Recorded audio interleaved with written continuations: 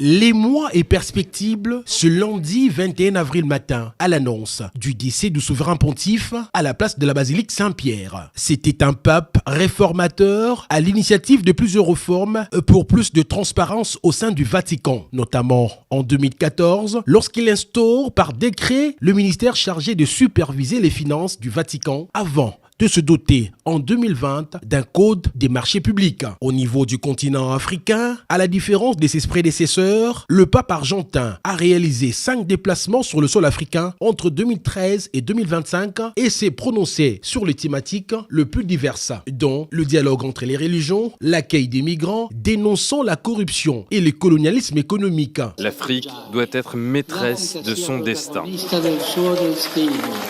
Lors de son passage à Kinshasa, en 2023, le souverain pontife ne s'est pas empêché de prendre à partie les impérialistes qui veulent continuer à tirer les ficelles dans le conflit en RDC.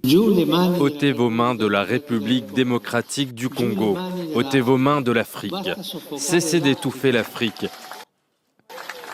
Elle n'est pas une mine à exploiter ni une terre à dévaliser. À travers ces dires, le pape François s'est aligné derrière le pouvoir de Tshisekedi et le peuple congolais. Et ses paroles résonnent encore dans l'esprit des fidèles congolais. Dans le jardin du Palais de la Nation, il a interpellé la communauté internationale sur le pillage du continent africain. Le 3 juillet 2022, il a célébré une messe selon le rite zaïrois à la basilique Saint-Pierre de Rome.